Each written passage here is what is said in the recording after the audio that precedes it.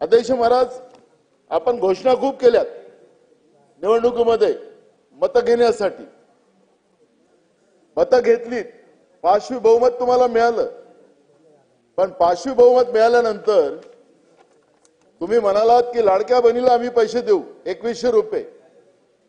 आपण त्या दिवशी सांगितलं की ज्यांचे अर्ज आम्ही स्वीकारले त्यांना आम्ही पैसे दिलेत, त्यांच्याकडून पैसे वापस घेणार नाही हे तुम्ही सांगितलं. नाही तर एक नवीनच डोक्याला ताप गावामध्ये लागला होता लोकांना, लाडक्या बहिणींमध्ये, की आम्हाला पैसे वापस करायचे, आमचे पैसे तर खर्च झाले, आता हे पैसे कुठून देणार. त्या दिवशी तुम्ही तो निर्णय घेतला, त्याचा धन्यवाद. चांगलं असेल त्याला चांगलंच म्हणायची भूमिका आमची आहे.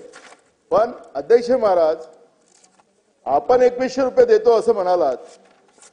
आता काय अडचण आहे, तुमच्यावर पैसे आहेत ना, मग 2100 रुपये का देत नाही लाडक्या बहिणींना? माझा सवाल आहे. आता दिले पाहिजेत.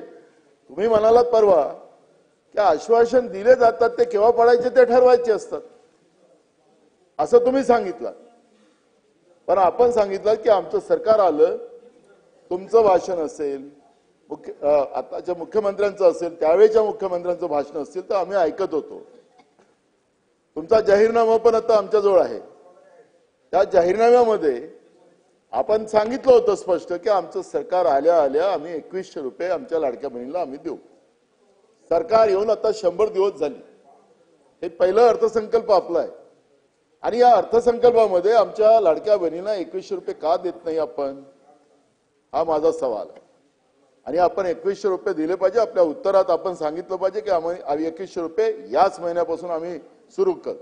एप्रिल चालेल, 1 एप्रिलला, एप्रिल फुल करू नका, पण 1 एप्रिल पासून तरी आपण चालू करावं.